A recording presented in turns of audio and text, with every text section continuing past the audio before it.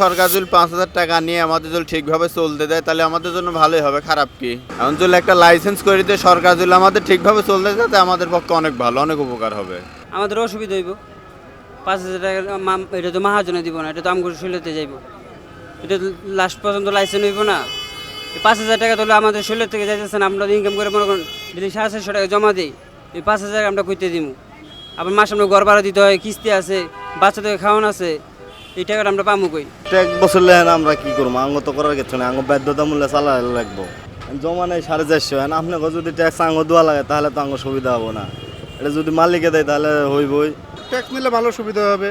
যেমন ধরেন যে ছোটো ছোটো পোলাপান গাড়ি চালা, এরা চালাইতে পারবো না, ড্রাইভার লাইসেন্স করুক, গাড়ির লাইসেন্স করুক, সব দিক দিয়ে সুবিধা হইব। ট্যাক্স যদি নেয় মনে করেন কি যে রাস্তা যে শৃঙ্খলা যে উল্টাপাল্টা চলার, যদি অবৈধভাবে মানুষ বলে এটা অবৈধ, যদি ট্যাক্স নেয় তা আমরা মনে করেন অবৈধভাবে এটা আর শুনতে হবে না মানুষের কাছে, যেমন গালিগালাজ বকাঝকা জ্যামজট কিছু কমবে।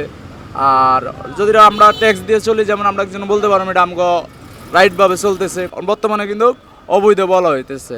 আর ট্যাক্স দিলে কিন্তু এটা অবৈধ থাকবে না, কারণ এটা যেমন সরকারের ব্যাট পাইতেছে, এই কারণে আমরা ব্যাট দিয়ে চলতেছি, কোনো সমস্যা নাই। যেমন বর্তমানে মোড়ে মোড়ে পুলিশের গাড়ি আটকায়, তখন কিন্তু আটকাবে না গাড়ি।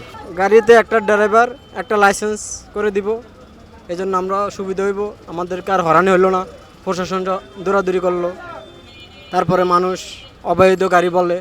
এটার জন্য আমি বলতে চাচ্ছি যে একটা কাট করলে লাইসেন্স করে দিব, সরকারে 5,000 টাকা বছরে নেব, তাতে কোনো আমার আপত্তি নেই। 5,000 টাকা বছরে দিতে হবে, এটা দিলে কোনো সমস্যা নাই। খবরের কাগজ, নিখাদ, নির্ভীক, নিরপেক্ষ।